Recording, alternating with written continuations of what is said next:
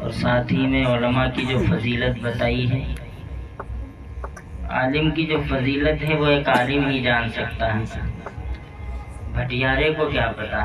تو عالم کی فضیلت عالم ہی جان سکتا ہے۔ جیسے استاد صاحب تھے، عالم صاحب، تو وہ شاگردوں کو بتایا کرتے تھے، بیٹا علم سیکھ لو، علم حاصل کر لو، علم بڑا قیمتی ہے، بہت اس سے کچھ ملے گا، دولت ملے گی، عزت ملے گی، شہرت ملے گی۔ بچے سنتے رہتے تھے۔ ایک دن ایک بچے کی چپل ٹوٹ گئی تو وہ موچی کے پاس پہنچا اور موچی سے کہا کہ مجھ سے ایک مسئلہ سیکھ لو آپ اور میری چپل سی دو۔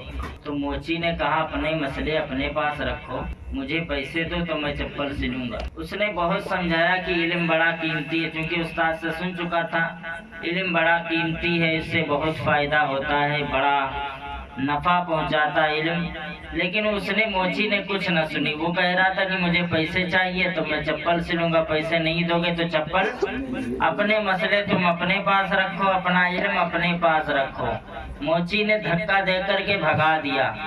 وہ روتا ہوا استاد کے پاس آیا، کہا حضرت آپ تو اتنے دنوں سے سمجھاتے چلے آئے ہیں، علم قیمتی ہے، علم سے دولت ملتی ہے، شہرت ملتی ہے، عزت ملتی ہے، لیکن میری چپل ٹوٹ گئی تھی تو موچی نے میری چپل نہیں سلی۔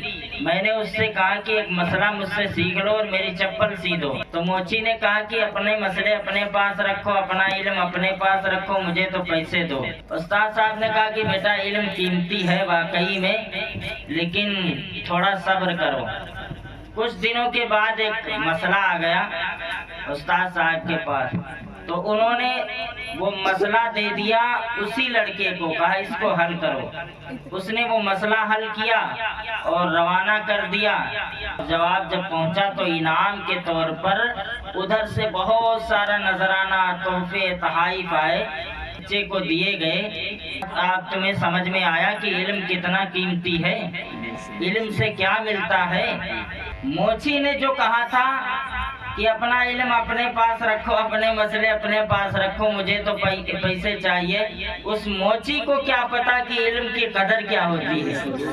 اس موچی کو، اس چپل سینے والے کو کیا معلوم کہ علم والوں کی شان کیا ہوتی ہے۔ علم والوں کی قدر تو یہ ہے جو تمہارے لیے ایک مسئلہ بتانے پر اتنا نذرانہ آیا ہے۔